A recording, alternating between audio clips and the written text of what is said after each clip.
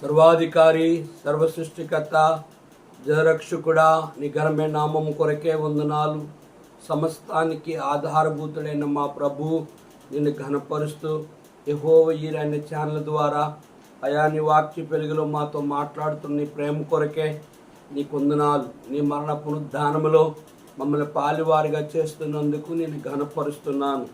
యెహోవా ప్రభువా, ఈ దినము అయా మహారాష్ట్ర కొరకు, దాని రాజధాని ముంబైలో ఉన్న ప్రజల కొరకు, జనాభా 12,57,00,000 ప్రజల కొరకు, 36 జిల్లాల కొరకు, 44,146 గ్రామముల కొరకు, ప్రస్తుత ముఖ్యమంత్రి, అధికారులు, నాయకులు, రక్షణ, పాప క్షమాపణ, నరకముని విడుదల కొరకు, నీ పరలోక రాజ్యముకు హక్కుదారులుగా నీ ఏర్పాట్లు ఉన్న వారిని రక్షించి అయా నీ రాజ్యం కొరకే సిద్ధపరచమని ముందుగా రక్షించమని వారిని బట్టి నీ వందనాలు.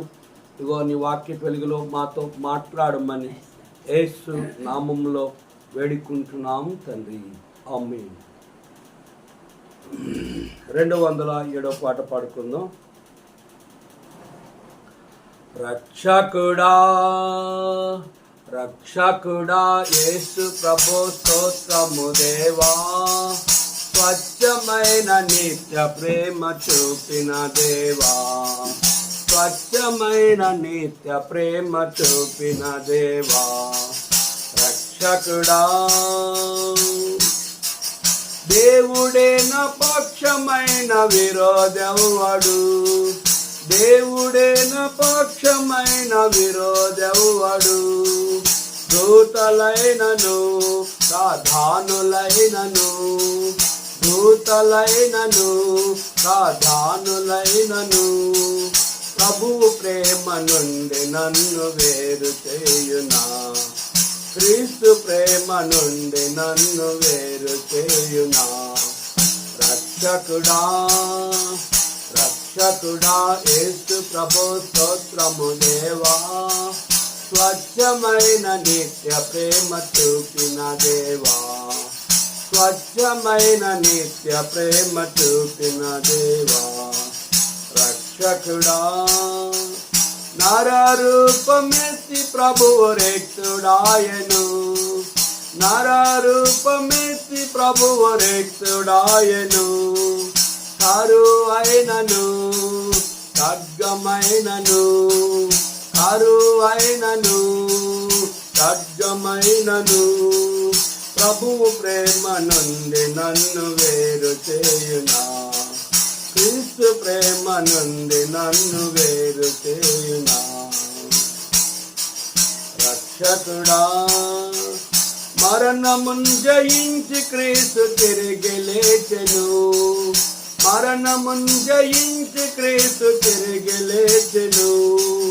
మరణమైనను జీవమైనను, మరణమైనను జీవమైనను, ప్రభువు ప్రేమ నుండి నన్ను వేరు చేయునా, క్రీస్తు ప్రేమ నుండి నన్ను వేరు చేయునా. రక్షకుడా సర్వలోక రక్షణకై సిలువనెక్కెను, సర్వలోక రక్షణకై సిలువనెక్కెను. శ్రమ అయినను బాధ అయినను, శ్రమ అయినను బాధ అయినను, ప్రభువు ప్రేమ నుండి నన్ను వేరు చేయునా, క్రీస్తు ప్రేమ నుండి నన్ను వేరు చేయునా. రక్షకుడా రక్షకుడా యేసు ప్రభు స్తోత్రము దేవా, స్వచ్ఛమైన నిత్య ప్రేమ చూపిన దేవా, స్వచ్ఛమైన నిత్య ప్రేమ చూపిన దేవా. రక్షకుడా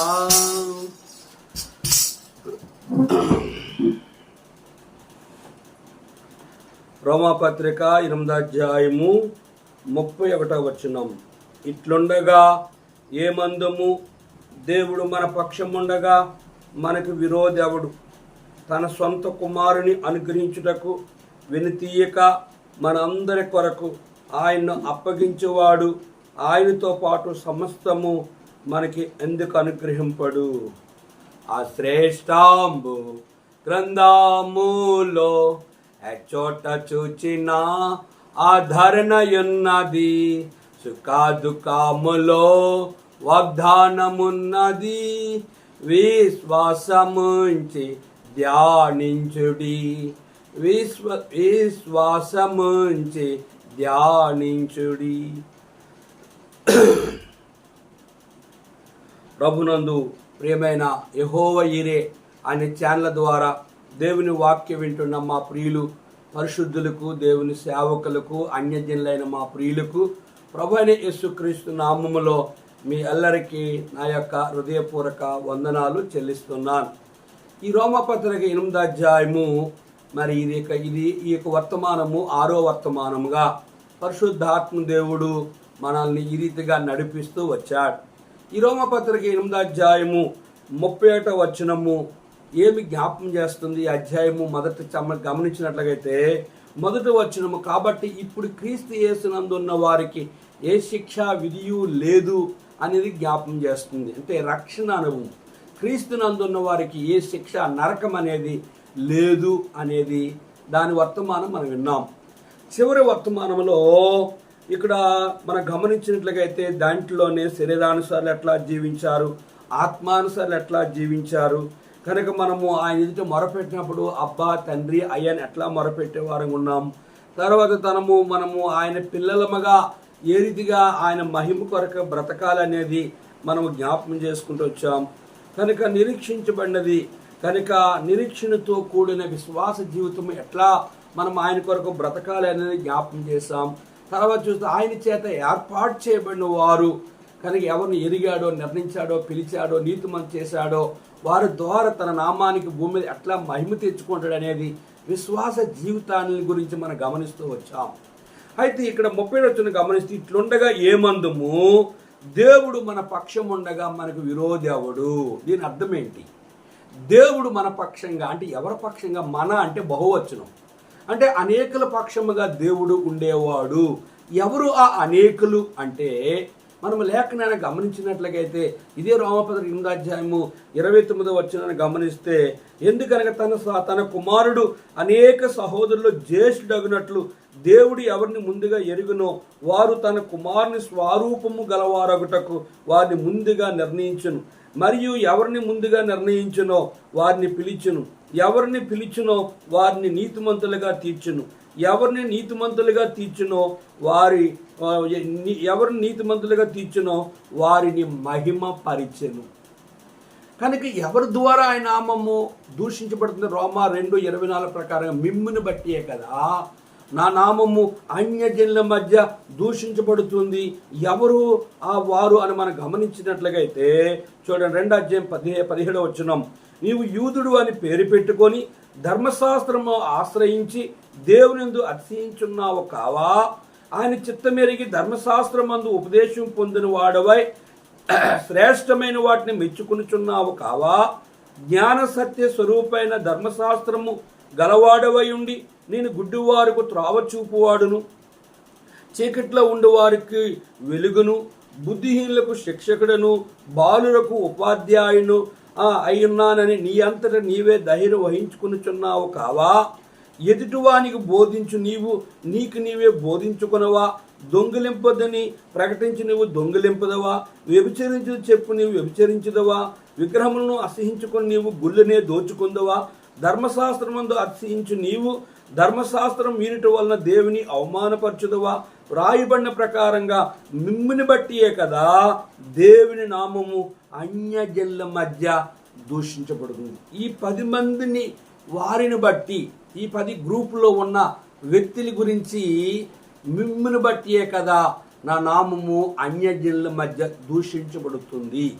దేవుని నామానికి దూషణకరంగా జీవించిన క్రైస్తవులు, దేవుని నామానికి విరోధకరంగా అవమానకరంగా ఆయన నామాన్ని దూషించేవారు సేవకులు, ఆయన జీవగ్రంథమందు ఎవరి పేర్లు లేదో వారిని బట్టియే వారు పరలోకానికి వెళ్ళరు. వారిని బట్టి భూమి మీద వారి కొరకే వారు బతుకుతున్నారు కనుక చెట్టు పేరు చెప్పి పళ్ళు అమ్ముకున్నట్లుగా యేసు ప్రభువుని నమ్ముకొని చెప్పుకొని కూడా ఆయన పిలుపులో లేని సేవకులు, ఆయన పంపించలేని సేవకులు, ఆయన రక్షించలేని క్రైస్తవులు పండుగ పేరు ఆదివారపు గనుక వేషధారులుగా, అవిశ్వాసులుగా, లోకస్తుల వలె, అన్యజనుల వలె, నామకార్థుల వలె కనుక దేవుని విరోధకరంగా ఈ నామలో బోధ చేసాను, దేళ్ళలు కొట్టాం, అద్భుతాలు చేసాం, స్వస్థపరిచాం, ప్రపంచమంతా నేను నా పేరు మారుమోగిపోతుంది, నేను అందరికీ తెలుసు ప్రపంచమంతా అని చెప్పుకున్న వారు ఎవరు అంటే ఆయన ఏర్పాట్లు లేనివారు. అందుకంటే ప్రభు అని పిలుచు ప్రతి ఒక్క క్రైస్తవుడు పరలోకానికి వెళ్ళడని.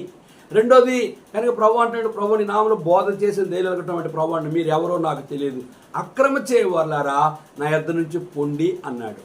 కనుక ఎవరిని బట్టి దేవుని నామం అవమానపరచబడుతుంటే వీరిని బట్టే దేవుని నామము అవమానపరచబడుతుంది. ఇట్లుండగా ఏమందము, దేవుడు మన పక్షం ఉండగా మనకు విరోధేవుడు. విశ్వాసకి విరోధులు అవిశ్వాసులు, నామకార్థ క్రైస్తవులు, దేవుని విరోధంగా జీవించిన క్రైస్తవులు. దేవుని చేత పిలువబడిన సేవకునికి విరోధులు ఎవరు అంటే దేవుని చేత పిలువబడిన సేవకునికి విరోధులు దేవుడు ప్రభు యేసుక్రీస్తు వారు పిలవకుండా ఈ భూమి మీద సేవ చేసే గొప్ప గొప్ప వారు సహితము కూడా దేవుని సేవకులకు దేవుని చేత పిలువబడి ఆయన కొరకు ఎన్ని శ్రమలు, కష్టాలు, బాధలు, నిందలు, సేవకుడిగా ఎన్ని శ్రమలు, కష్టాలు, నిందలు, అవమానాలు అనిపించిన విశ్వాసుల జీవితాల్లో విశ్వాసులకి క్రైస్తవులు శత్రువులు. కనుక నిజమైన సేవకునికి దేవుని చేత పిలువబడలేని సేవకులు శత్రువులు. అందుకని అంటే ఇట్లుండగా ఏమందము, దేవుడు మన పక్షం ఉండగా మనకు విరోధేవుడు. దేవుడు ఎవరి పక్షం ఉన్నాడంటే నామకార్థ క్రైస్తవుల పక్షంగా, అవిశ్వాసుల పక్షంగా, దేవుని చేత పిలువబడిన క్రైస్తవులు విశ్వాసుల పక్షంగా లేడు. దేవుని చేత పిలువబడలేని సేవకుల పక్షంగా దేవుడు ఉండడు. ఎవరి పక్షంగా ఉంటాడంటే దేవుడు మన పక్షం ఉండగా మనకు విరోధేవుడు. అంటే ఎవరిని దేవుడు పిలిచాడో, ఏ సేవకుని పేరు జీవగ్రంథం రాయబడ్డాదో, ఏ విశ్వాస పేరు జీవగ్రంథం మందు రాయబడ్డాదో వారి పక్షంగా. అందుకు దేవుడు మన పక్షం ఉండగా మనకు విరోధేవుడు. నిజమైన విశ్వాసులు, నిజమైన సేవకులు ఎన్ని కష్టాలు, ఎన్ని బాధలు, ఎన్ని నిందలు, ఎన్ని అవమానాలు.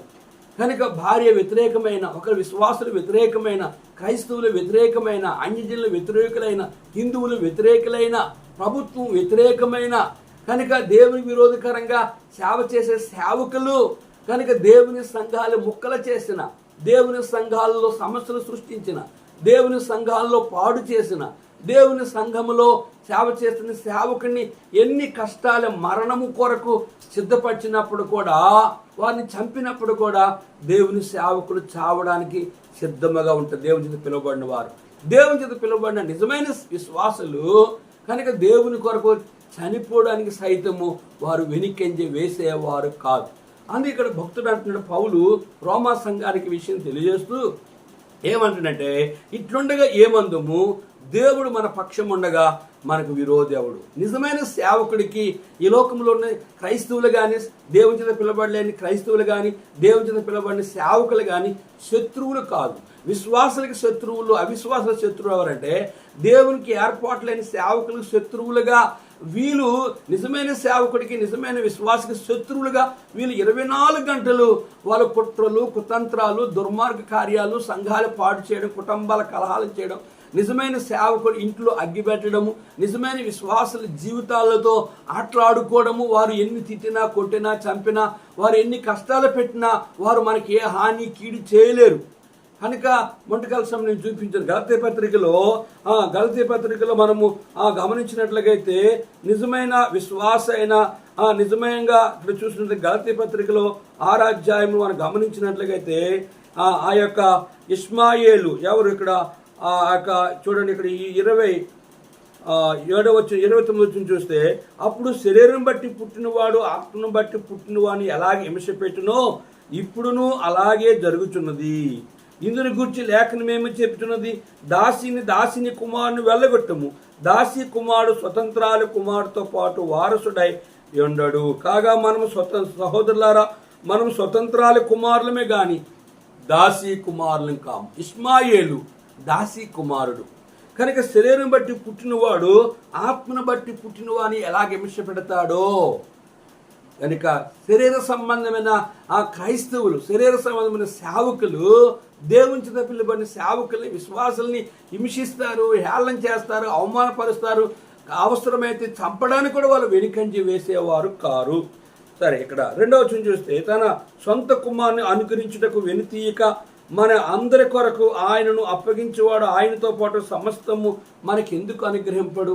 తన సొంత కుమారుణ్ణే, యేసు ప్రభువారిని ఆయన సిలువ అప్పగించడానికి వెనుతీయలేని ఆ యెహోవా దేవుడు కనుక తన కుమారుడిని యేసుక్రీస్తు వారిని ఆయన సిలువలో మరణించి సమాధి చెవి తిరిగి లేవడానికి కూడా, తన కుమారుని మరణానికి అప్పగించడానికి కూడా ఆయన వెనుతీయలేదు. అంటే దీని అర్థం ఏంటంటే, ఒక నిజమైన సేవకులే కాదు, నిజమైన విశ్వాసులే కాదు, సృష్టికర్తను దేవుడైన యెహోవా ఉన్న ఆయనే యేసు ప్రభువారుగా భూమి మీదకి వచ్చి మరీ గర్భమున పరిశుద్ధులు జన్మించి ఆయన కూడా సిలువలో చనిపోవడానికి ఎవరి కొరకు అని చూస్తే, తన సొంత కుమారుని అనుగ్రహించుటకు వెనుతీయక ఆయన మన అందరి కొరకు ఆయన అప్పగించేవాడు ఆయనతో పాటు సమస్తం మనకి ఎందుకు అనుగ్రహింపడు? కనుక ఆయనని కుమారుడిని యేసుక్రీస్తు అని సొంత కుమారుడినే ఆయన సిలువ వేయడానికి వెనుతీయలేదు. ఆయన మన అందరి కొరకు ఆయన అప్పగించిన వాడు సమస్తము మనకు సమస్తమును మనకి ఎందుకు అనుగ్రహింపడు? కనుక ఆయన్ని ఈ భూమి మీదకి పంపించడానికి వెనుతీయలేదు. ఆయన తల్లి గర్భంలో పడిన మొదలుకొని సిలువలో చనిపోయిన చివరి సమయం వరకు కూడా ప్రభువైన యేసుక్రీస్తు వారు ఈ భూమి మీద ఏ దేవుడు అనే పేరు కలిగిన వారు ఎవరు అన్ని శ్రమలు, అన్ని కష్టాలు అనుభవించలేదు. కనుక ఆయన అంతగా సిలువలో చనిపోయి రక్తము కార్చి సమాధి చేయబడి స్వరూపమైన సొగసైన లేక వ్యసనాక్రాంతిగా వ్యాధిని అనిపించేవాడుగా మనుషులు చూడనల్లో వాడుగా చేయబడ్డాడు. ఆయన్ని ఈ లోకానికి పంపించి ఆయన సిలువలో ప్రాణం పెట్టడానికి తండ్రి దేవుడు కుమారుని యేసుక్రీస్తు వారిని వెనుదీసుకోలేదు. కానీ మన అందరి కొరకు ఆయన అప్పగించేవాడు ఆయనతో పాటు సమస్తము మనకి ఎందుకు అనుగ్రహింపుడు? ఆయన విశ్వాసులుగా బ్రతికిన వారు, ఆయన సేవకులుగా బ్రతికిన వారికి భూమి మీద ఎట్టి శ్రమల్లో ఉన్నవారినైనా కనుక వారిని కూడా వారిని కూడా ప్రభు కొరకు శ్రమలు పొందిన కష్టాలు, నిందలు, అవమానాలు ఏదొచ్చినా వారిని కూడా ప్రభు కొరకు తమ ప్రాణాన్ని పెట్టడానికి సైతము సిద్ధపరిచే దేవుడు. 33 చూస్తే, దేవుని చేత ఏర్పరచబడిన వారి మీద నేరం మోపువాడెవడు? నీతిమంతుగా తీర్చేవాడు దేవుడే. దేవుని చేత ఏర్పరచబడిన వారి మీద నేరం మోపువాడు ఎవరు అంటే, ఆయనకు విరోధంగా జీవించిన క్రైస్తవులు, ఆయనకు విరోధంగా జీవించిన సేవకులు, ఆయనకు విరోధంగా జీవించిన అన్యజనులు, ఆయనకు విరోధంగా జీవించిన హిందువులు, ఆయనకు యేసు ప్రభు పేరు చెప్పగానే ఎవరైతే వ్యతిరేకిస్తారో వారు మాత్రం ఎట్లా ఉంటారంటే, దేవుని చేత ఏర్పరచబడే వారి మీద వారు ఎల్లప్పుడూ నేరములు, నిందలు, అవమానాలు, వేలనలు కనుక ద్వేషించడం, అసహించుకోవడం, దూషించడము, వాళ్ళని ఎన్నో భయంకరమైన శ్రమల పాలు చేసే వారుగా ఉంటారు. దేవుని చేత ఏర్పరచబడే వారి మీద నేరం మోపువాడు ఎవడు అంటే వీలే. నీతిమంతుగా తీర్చువాడు దేవుడే. ఎవరు నీతిమంతు తీరుస్తాడంటే అవిశ్వాసులు కాదు, నామకార్థ పండుగ అలవాటు ఆదివారపు క్రైస్తవులు కాదు. కనుక దేవుని విరోధంగా జీవించిన సేవకులు అనబడే వారు నీతిమంతులుగా చేయబడేవాడు కారు. దేవుని చేత నీతిమంతులుగా ఆయన రక్తములో కడగబడి, విశ్వాసులుగా ఆయన రక్తములో కడగబడి నిజమైన సేవకులుగా వారి పేర్లు జీవులు రాయబడిన వారిని మాత్రమే నీతిమంతులుగా చేసేవాడు. అంటే ఏ పాపము లేని వారు మాత్రమే నీతిమంతులు, వారు మాత్రమే ఆ నిత్యరాజ్యమైన పరలోక రాజ్యంలో ప్రవేశించేవారుగా ఉంటారు. శిక్ష విధించేవాడెవడు? చనిపోయిన క్రీస్తు యేసే.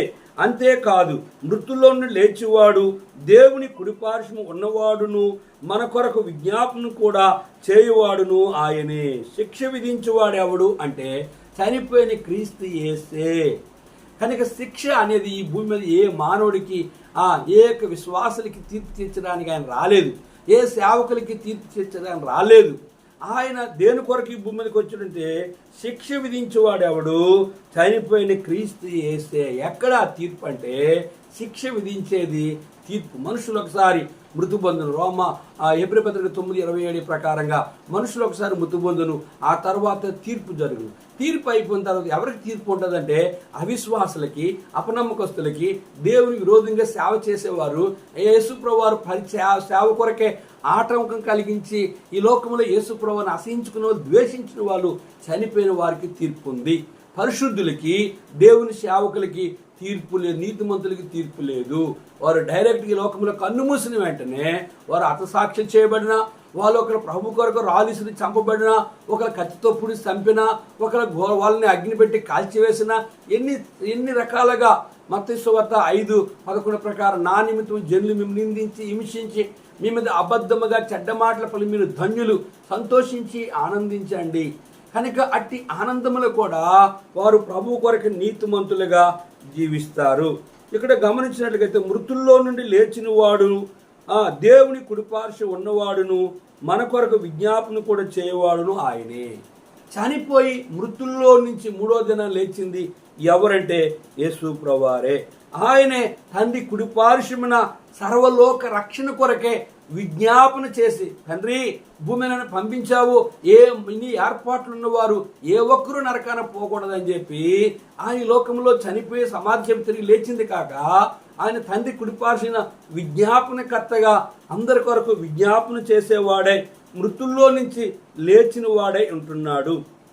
ఇంకా మనం గమనించినట్లుగా అయితే గనుక క్రీస్తు ప్రేమ నుండి మనల్ని ఎడబాపు వాడెవడు? శ్రమ అయినను, బాధ అయినను, హింస అయినను, కరువైనను, వస్త్రహీనత అయినను, ఉపద్రవమైనను, ఖడ్గమైనను మనల్ని ఎడబాపునా ప్రభు కొరకు జీవించే క్రైస్తవుడిగా, ప్రభు కొరకు జీవించే సేవకుడిగా జీవించే వారికి భూమి మీద క్రీస్తు ప్రేమ నుండి ఎడబాపాలని ఎవరు సాధ్యము కాదు. రెండోది, శ్రమ వచ్చిన ఎడబాటు వచ్చిన, శ్రమ వచ్చిన, బాధ వచ్చిన, హింస వచ్చిన, కరువు అయిన, వస్త్రహీనత అయిన, ఉపద్రవమైన, ఖడ్గమైన మనల్ని ఎడబాపున. ఈ 8 రకాల సమస్యలు, ఎటువంటి 8 కాదు, ఒకలా ఎన్ని 100 రకాల సమస్యలు వారి జీవితాలు సంభవించిన బ్రతుకుడి క్రీస్తే చావైతే లాభం. కానీ బైబిల్ చెప్తుంది, శరీరం సంపు వారికి భయపడకుడి, శరీరమును ఆత్మను నరకంలో పడద్రోసిన దేవునికి భయపడమని లేఖనంలో రాయబడ్డది. అందుకే శద్రకు, మేషకు, అబేద్నెగోల్ని ముగ్గురిని అగ్నిగుండము వేసినప్పుడు కూడా వాళ్ళంట, రాజా నీవు నిలబెట్టించిన ఈ బంగారు ప్రతిమకు మేము సాగిలపడి నమస్కారం చేయం, మా దేవుడు రక్షించడం సమర్థుడు, ఒకవేళ రక్షించకపోయినాను మేము చావడానికి అగ్నిగుండంలో పడిపోయి చావడానికి సిద్ధముగా ఉన్నామని వాళ్ళు రాజుకి ఉత్తరం ఇచ్చారు. అగ్నిగుండములు వేసినప్పుడు 4వ వ్యక్తుల మధ్యకి వచ్చారు. ఆ వ్యక్తి ఎవరంటే ప్రభువైన యేసుక్రీస్తు వారు. 4వ రూపము దేవుని పోలు ఉంది అని చెప్పి రాజు వాళ్ళ 4గురిని బయటకు రమ్మంటే 3 వచ్చారు. కనుక ప్రభు వెళ్ళిపోయాడు. వారు బట్టలు కాలేదు, వారి తల వెంట్రులు కాలేదు, వారి శరీరానికి ఏ అగ్ని వాసన లేదు. కనుక దేవుని ప్రభు కొరకు జీవించినప్పుడు క్రీస్తు ప్రేమ నుండి ఎవరు ఎడబాసినా, ఏ శ్రమ వచ్చినా, బాధ వచ్చినా, హింస వచ్చినా, కరువు వచ్చినా, ఈ వస్త్రహీనతైన, ఉపద్రవమైన, ఖడ్గమైన ఏది ఏ మానవుని ఆయన చేత పిలువబడిన సేవకుల్ని, ఆయన చేత పిలువబడిన విశ్వాసులకి ఎవరు క్రీస్తు ప్రేమ నుండి దూరము చేయలేరు. 36 వచనం, ఇందుని గురించి రాయబడినది ఏమనగా, నిన్ను బట్టి దినమెల్ల మేము వధింపబడిన వారము, వదకు సిద్ధమైన గొర్రెలమని మేము ఎంచబడిన వారము. ఇందుని గురించి రాయబడినది ఏమనగా, నిన్ను బట్టి మేము దినమల్లా వధించబడి వారము, వదకు సిద్ధమైన గొర్రెలమని మేము ఎంచబడిన వారము. ఎవరు? నిన్ను బట్టి అంటే ప్రభువైన యేసుక్రీస్తు వారు ఈ భూమి మీదకి వచ్చి తల్లి గర్భమున పడిన సిలువలో చనిపోయినంత వరకు కూడా ఆయన శ్రమలు, కష్టాలు, బాధలు, నిందలు, అవమానాలు, హేళనలు, ఆయన మా ఊరు రావద్దును మాంత్రికుడు అన్నారు, ఆయన తిండిపోతు అన్నారు, ఆయన పాపులతో కలిసి భోజనం చేస్తానన్నాడు, ఆయన దయ్యాలు పట్టినాడు అన్నారు, ఆయన్ని యెరూషలేము దేవాలయమును ఆయన 3 దినాలు కడతాడని అతని మీద ఆ అబద్ధ సాక్ష్యం పలుకుతొచ్చారు. కనుక యేసు ప్రభు మీద అనేక నేరాలు మోపుతూ వచ్చారు. దేనిని పిలాతు ఎదుట గవర్నర్, రాష్ట్రపతి దగ్గర దేన్ని రుజువు చేయలేకపోయారు. ఈ నీతిమంతుని జోలు ఈ పొద్దు నేను వెళ్ళలేక, ఇదిగో నేను నేను నిర్దోషిగా విడిచిపెట్టిన ప్రయత్నం చేస్తాను, లేదు యేసుని సిలువేయము, బరబ్బని బందిపోటు దొంగని విడుదల చేయమని ఒక దొంగోడిని కోరుకున్నారు. సృష్టికర్తన దేవుణ్ణి, ఏ పాపము చేయలేని ఆ యేసు ప్రభువారిని సిలువకి అప్పగించారు. నిన్ను బట్టి దినమెల్లా మేము వధింపబడిన వారము, వదకు సిద్ధమైన గొర్రెలమని ఎంచబడ్డం. దినమెల్లా ప్రభు కొరకు ఒక విశ్వాసగా, ఒక సేవకుడిగా, ఆయన చేత పిలువబడిన సేవకులు, ఆయన చేత పిలువబడిన విశ్వాసులు భూమి మీద ఎన్ని శ్రమలు, ఎన్ని కష్టాలు, ఎన్ని పరిస్థితులు వచ్చినప్పుడు కూడా గొర్రె బొచ్చు కత్తిరించు అనేదిట మౌనముగా ఉన్నట్లుగా యేసు ప్రభువారుడు కొరకు జీవించే సేవకులు, యేసు ప్రభువారు కొరకు జీవించే విశ్వాసులు వారి జీవితంలో ఎన్ని పరిస్థితులు, మరణమే దిక్కు అయినా ఒకరు చంపడానికి సిద్ధమైనప్పుడు కూడా వాళ్ళు భయపడేవారు కారు. నిన్ను బట్టి ప్రభువైన యేసుక్రీస్తు వారు మాకు మాదిరిగా ఉన్నారు. కనుక ఇదే విషయాన్ని మనం గమనించినట్లయితే 2వ పేతురు పత్రిక 3వ అధ్యాయంలో లేఖనము ఈ రీతిగా మనం చూద్దాం. చూడండి, 1 పేతురు పత్రిక 2వ అధ్యాయంలో దేవుని వాక్యము ఎంత స్పష్టముగా మనకు సెలవిస్తుంది. 20వ వచనం లేదా 20వ వచనం, తప్పిదమునకే దెబ్బలు తిన్నప్పుడు మీరు సహించిన యెడల మీకేమి ఘనము, మేలు చేసి బాధపడినప్పుడు మీరు సహించిన యెడల అది దేవునికి హితమగును. ఇందుకు మీరు పిలువబడితిరి. క్రీస్తు కూడా మీ కొరకు బాధపడి మీరు తన అడుగుజాడలను నడుచుకున్నట్లు మీకు మాదిరించిపోయాను. ఆయన పాపము చేయలేదు, ఆయన నోట ఏ కపటమును కనబడలేదు, ఆయన దూషింపబడి బదులు దూషింపలేదు, ఆయన శ్రమ పట్టబడి బెదరక న్యాయంగా తీర్పు తీర్చి దేవునికి తన్ను తాను అప్పగించుకొను. మన పాపముల విషయమై చనిపోయి నీతి విషయమై జీవించినట్లు ఆయన తానే తన శరీరమందు మన పాపములను మ్రాను మీద మోసుకొనెను. ఆయన పొందిన గాయముల చేత మీరు స్వస్థ పొందితిరి. మీరు గొర్రెల వలె దారి తప్పిపోతురి గాని ఇప్పుడు మీ ఆత్మల కాపరియు అధ్యక్షునైన ఆయన వైపునకు మళ్ళీ ఉన్నారు. కనుక ఇంకా మనం గమనించిన, నిన్ను బట్టి దినమెల్లా మేము వధింపబడిన వారము, వదకు అంటే చావుకు సిద్ధమైన వారు గొర్రెలమని మేము ఎంచబడిన వారము. కనుక ఆ రీతిగా ప్రభువు కొరకు ప్రపంచంలో మొదట అపోస్తులు ఘోరముగా సిలువేయబడ్డారు. కనుక రాజు కనుక రోమి దినాల్లో కనుక క్రైస్తవులందరినీ సేవకులందరినీ ఒక అండర్ గ్రౌండ్ తీసుకెళ్ళి ఆ లోపల సింహాలు విడిచిపెట్టి వాళ్ళని పులి విడిచిపెట్టి వాళ్ళు తింటుంటే కనుక రోము రాజు హేరోదు రాజు అనేక మంది ఘోరముగా క్రైస్తవులు హింసించారు, చంపుతూ వచ్చారు, సింహాల పాలేశారు, అగ్నిగుండంలో వేశారు, దానియేలుని సింహబోన్లో వేశారు. కానీ ప్రభువే ఆ సింహాలు నోరు ముయించాడు. ప్రియా సహోదరి సహోదరుడా, క్రైస్తవుడు అంటే కనుక ప్రభువు కొరకు చావడానికి సైతము వెనుకంజేసేవాడు కాడు. 30వ వచనం చూస్తే, ఆయనను మనల్ని ప్రేమించిన వాని ద్వారా మనము వీటన్నిటిలో అత్యధిక విజయము పొందుచున్నాము. ఆయనను మనల్ని ప్రేమించి వాని ద్వారా, మనల్ని ప్రేమించి ఎవరిని ప్రేమించాడు? సృష్టికర్త దేవుడైన యేసు ప్రభువారంటే తన ఏర్పాట్లు ఉన్న పరిశుద్ధులని, తన ఏర్పాట్లు ఉన్న సేవకుల్ని కనుక వారి కొరకు ఆయన ప్రాణం పెట్టి తన రక్తము ద్వారా విశ్వాసులుగా పాస్టులుగా వాళ్ళని కడిగాడు. ప్రపంచంలో పరిశుద్ధులు తీర్చిదిద్దాడు.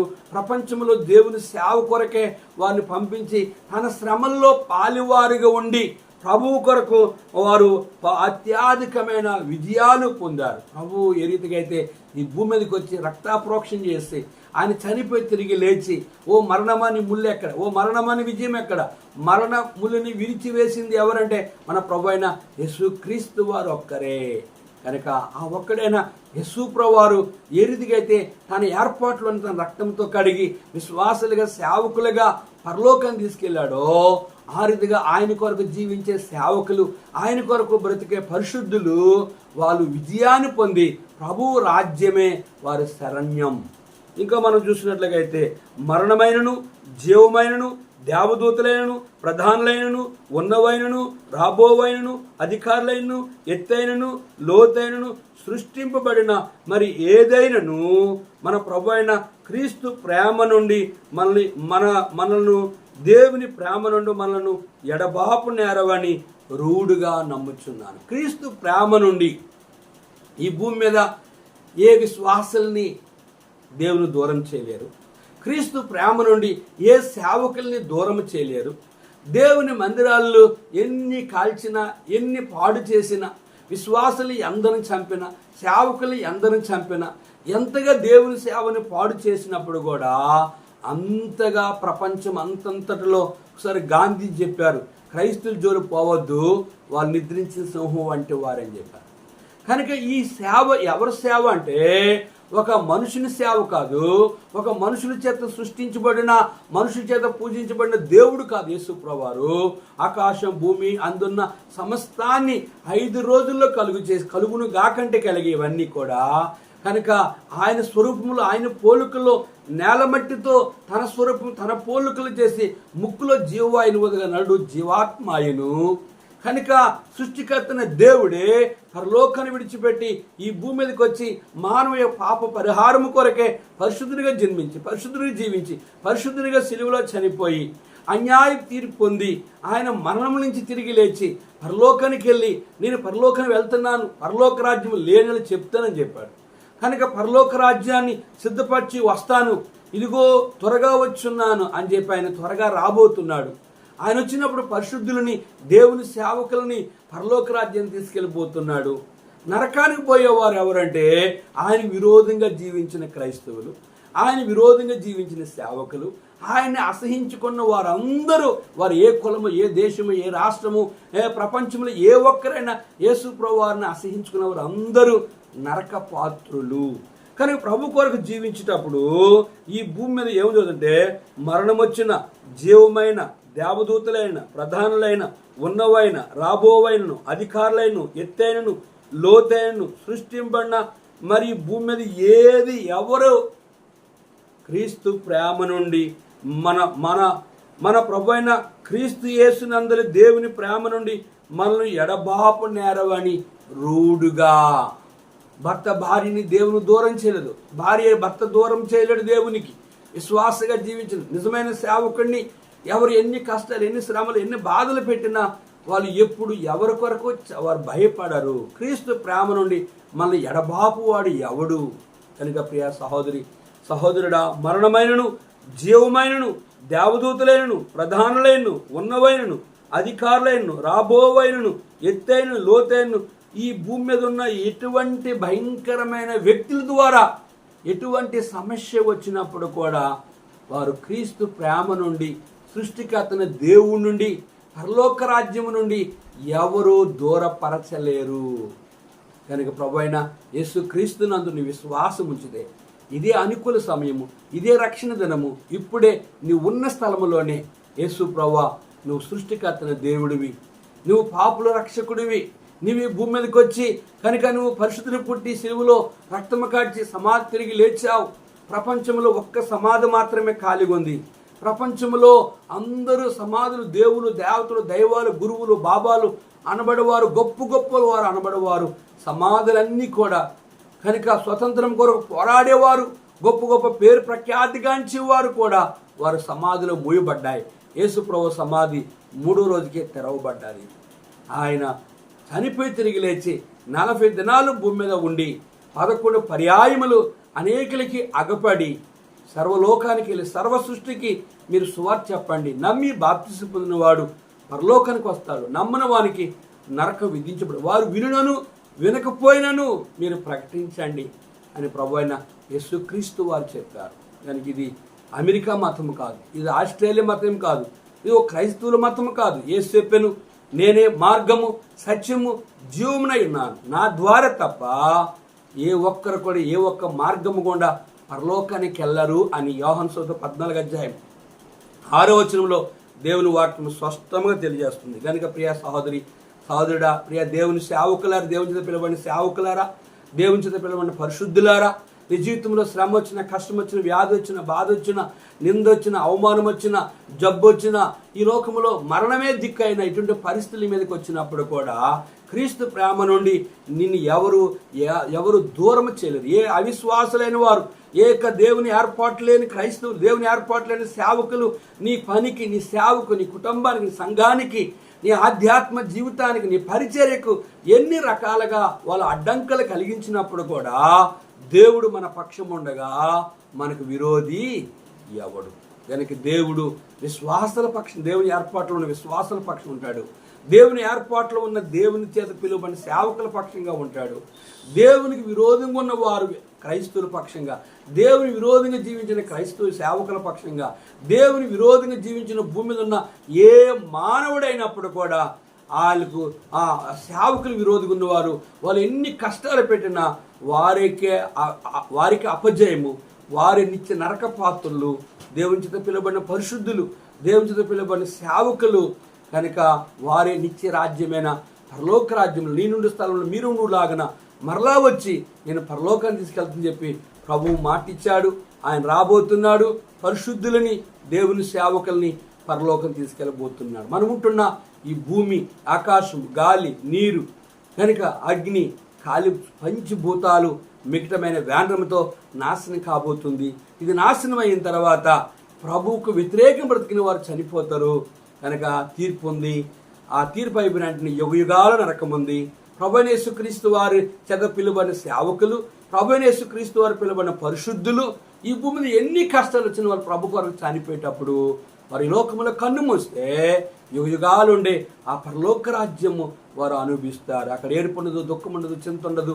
అక్కడ ఇటువంటి భూమి మీద ఉన్న రోగాలు ఏవి కూడా అచ్చట ఉండవు. ఆ నిత్య రాజ్యము నీకు కావాలంటే ఈరోజు ఇంట్లో, రేపు మంటిలో ప్రభువైన యేసుక్రీస్తు వారిని లోకంలో ఉన్న నీవు, అవిశ్వాసగా నువ్వు, క్రైస్తవుడిగా ఉన్నవు, దేవుని విరోధంగా సేవ చేసే నీవు ఇప్పటికే నీ పాపాలను ఒప్పుకొని విడిచిపెడితే ప్రభువు నిన్ను క్షమించడానికి యేసు రక్తము ప్రతి పాపని కడుగుతుంది. పరిశుద్ధులారా, దేవుని సేవకులారా, ఆయన చేత పిలువబడిన పరిశుద్ధులు, ఆయన చేత పిలువబడిన సేవకులు, నీ జీవితంలో ఎన్ని శ్రమలు వచ్చినా బ్రతుకుని క్రీస్తే చావైతే లాభం. ఆయన కొరకు నువ్వు బ్రతికితే పరలోకములో నీకు బహుమానం ఉంది. ప్రార్థన చేసుకుందాం. సర్వాధికారి, కొన్ని మాటలు మా ప్రియులు అన్నారు అయా, మాటలు వారు అయా అర్థం చేసుకొని నిన్ను ప్రేమించే వారుగా వారిని రక్షించమని, విశ్వాస జీవితంలో, సేవా జీవితంలో ఎన్ని శ్రమలు వచ్చినా నీ కొరకే చావడానికి సైతం పరిశుద్ధుల్ని, సేవకుల్ని సిద్ధపరిచి నీ రాజ్యం కొరకే బలపరచు. నీకు విరోధంగా జీవించిన క్రైస్తవులు, నీకు విరోధంగా జీవించిన సేవకులు,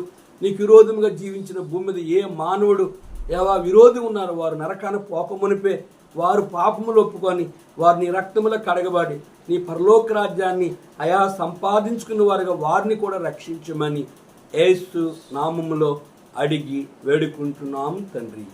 ఆమేన్. మన పరమ తండ్రి దేవుని ప్రేమయు, కుమారుడు యేసుక్రీస్తు వారి కృపయు, పరిశుద్ధాత్మ యొక్క అన్యోన్య సహవాసము తాను ప్రేమించు వారికి కూడిన మనకు తోడుండి ఆశీర్వదించునుగాక. ఆమేన్. రక్షకుడా, రక్షకుడా యేసు ప్రభు స్తోత్రము దేవా, స్వచ్ఛమైన నిత్య ప్రేమ చూపిన దేవా, స్వచ్ఛమైన నిత్య ప్రేమ చూపిన దేవా, రక్షకుడా. Praise the lord.